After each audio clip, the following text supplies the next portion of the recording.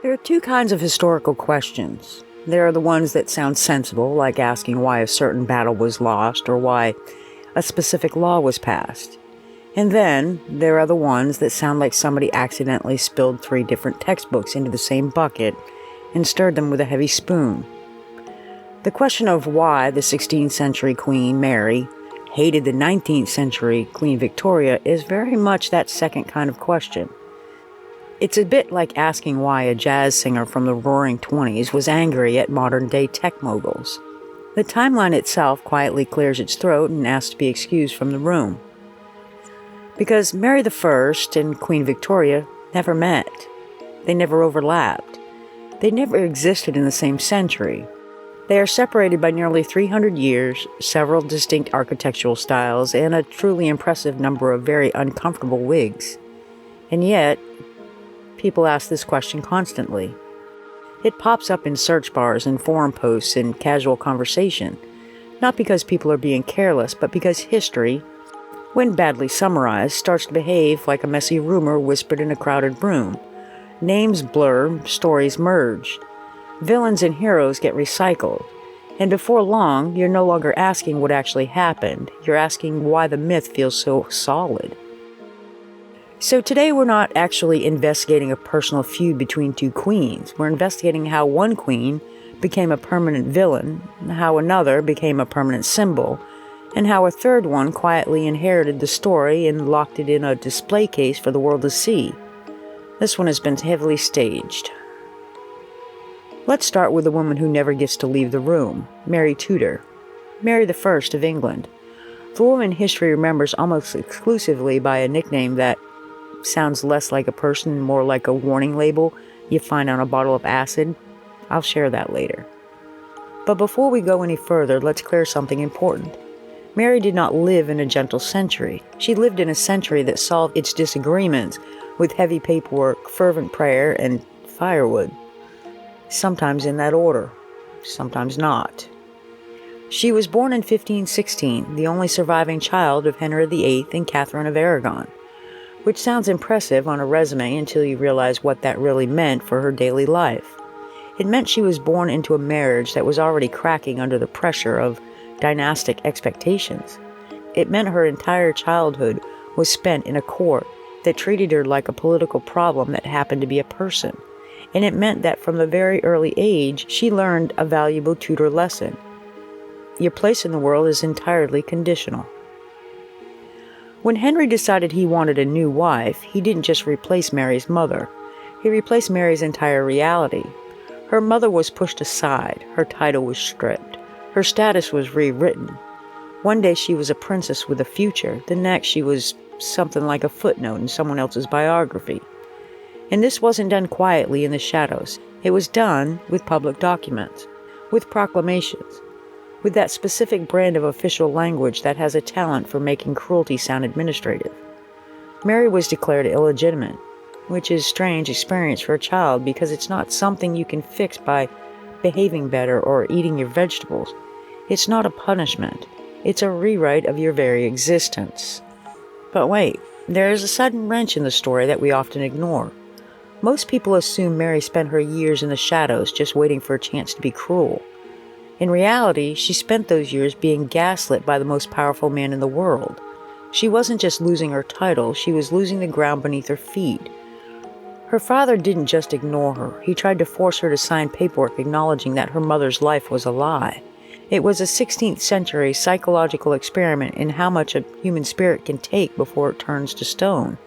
And from that moment of total isolation, Mary learned something else.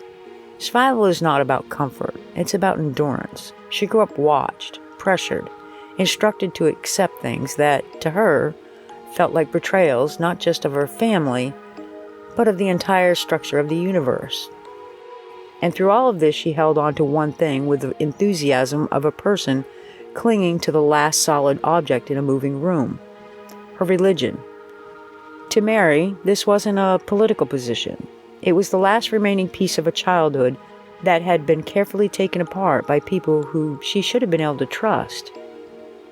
When Mary finally became queen in 1553, she does not arrive as a blank slate. She arrives as a person who has spent her entire life being reorganized by other people. So when she starts reorganizing England, it should not surprise anyone that she does it with a certain grim enthusiasm. Her goal was simple: restore the old faith, restore what was taken, restore the version of the world that made sense to her before it all fell apart. Unfortunately, the country she inherited was not interested in being emotionally symbolic. It was tired, it was divided, and it had spent a generation being told a completely different story about who it was supposed to be, which is how Mary walked into a situation where every decision she made would be remembered, but none of the context would be. She married Philip of Spain, which, on paper, looked like a powerful alliance. In practice, it made England deeply nervous. The public mood became something like, are we being merged with another company without our consent, or what? This did not help her popularity.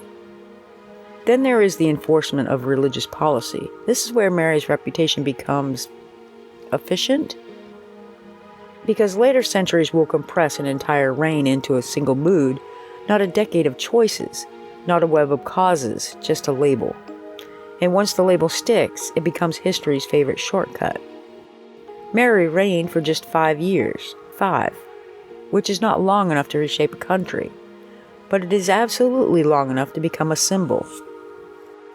And when she dies in 1558, the next person in line is her half-sister, Elizabeth.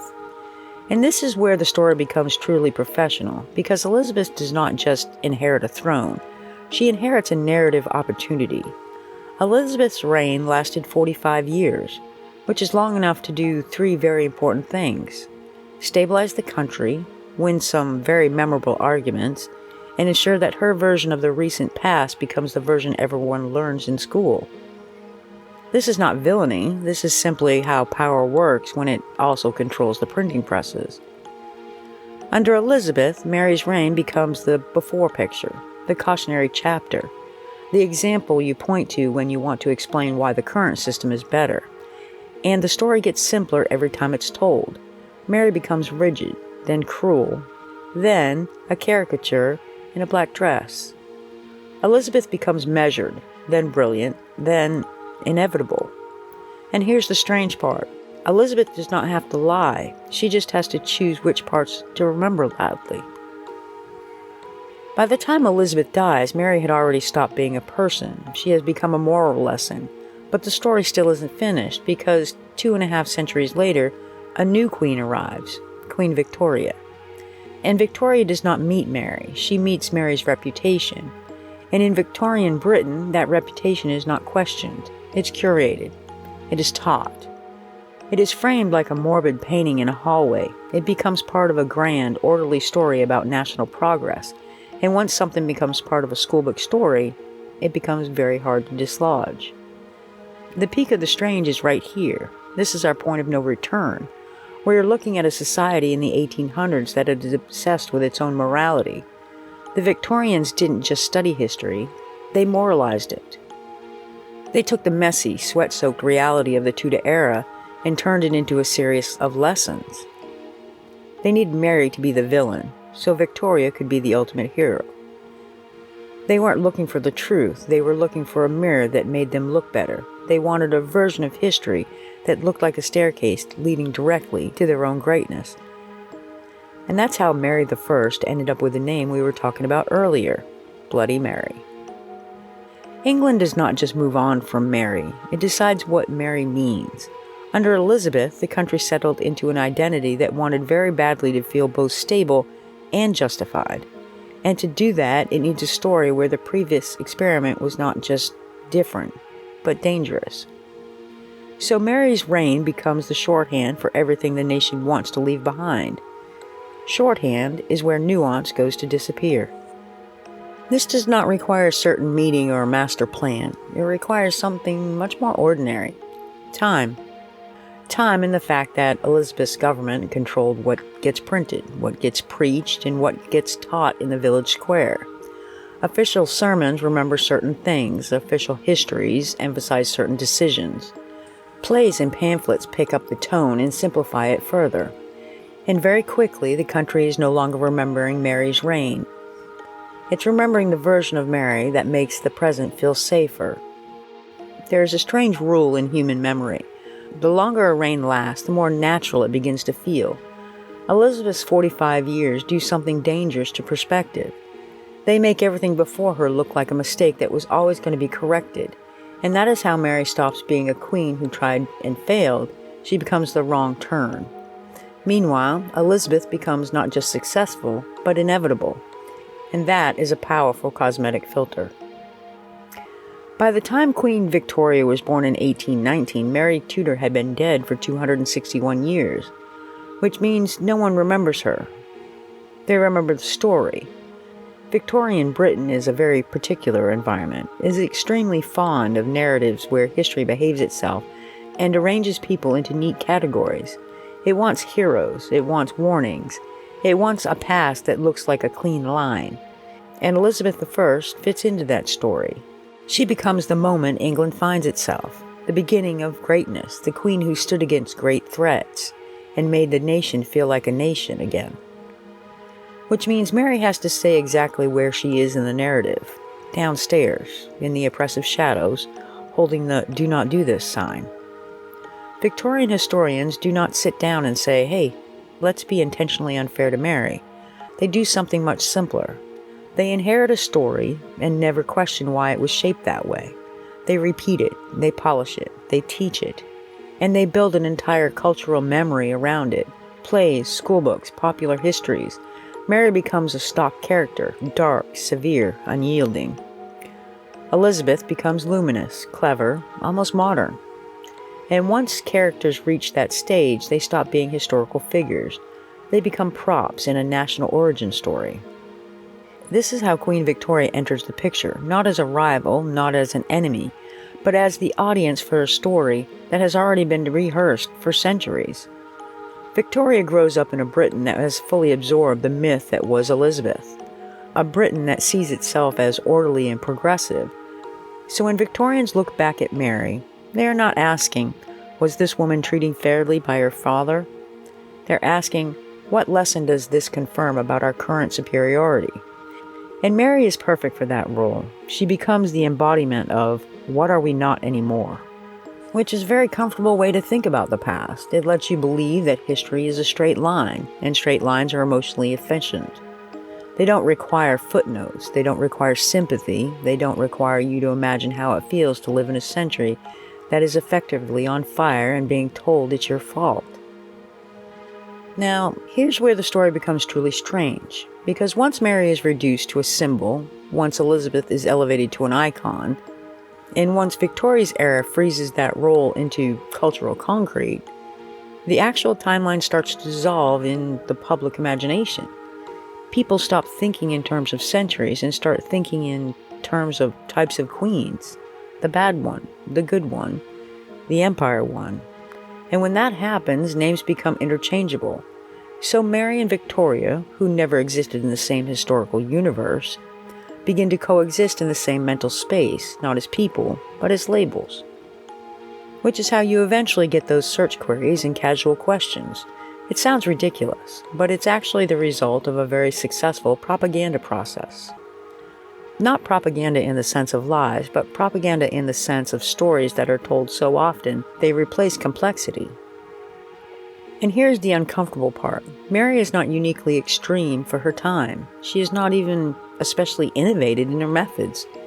Other rulers, before and after, do similar things. Some do worse, some do it longer, some get statues in the park. But Mary loses something far more important than a popularity contest. She loses the history war. She loses it because she dies first. She loses it because her successor rules for nearly half a century. And she loses it because the people who come later prefer a clean story to a complicated one. So her reign becomes a single word. The name becomes a mood. And her life becomes a footnote that nobody feels the need to reopen. But here's the problem with frozen stories. They don't just simplify the past. They rearrange blame. And they hide the most interesting part of the entire case, which is not just what Mary did, but what kind of person you become when your entire life is spent being dismantled, reclassified, and politely erased by people who claim to love you. I provided you the answers to the historical timeline, but there is one darkest piece of the puzzle still to come. We've talked about the reputation, but we haven't talked about the actual psychological horror of Mary's final months, the way her own body betrayed the restoration she worked so hard to achieve. We'll get to that in a moment. But first, we have to look at the legacy of these secrets. The next file, already waiting in the vault, is about what happens when royalty decides it's easier to hide the problem than admit it exists. A story about broken heirs, dangerous secrets, and what the palace does when the truth is inconvenient. It's called The Hidden British Royals, The Broken Prince, and The Wild Duke, a history of palace secret scandals. And so you don't miss any of our videos already in the vault, go ahead and like and subscribe. Now, back to the final reveal. The darkest part of Mary's story wasn't her reputation, it was her reality. In her final months, Mary believed she was finally going to produce an heir. Her belly swelled, she felt movements of a child. She prepared the nurseries. The messengers were ready to announce a new Catholic king to the world. But the child never came. It was a phantom pregnancy, a cruel trick played by a body ravaged by tumors and hormonal collapse. She sat in a room filled with empty cradles, listening to the celebrations of her enemies outside, realizing that not only was her life ending, but her entire version of the world was dying with her.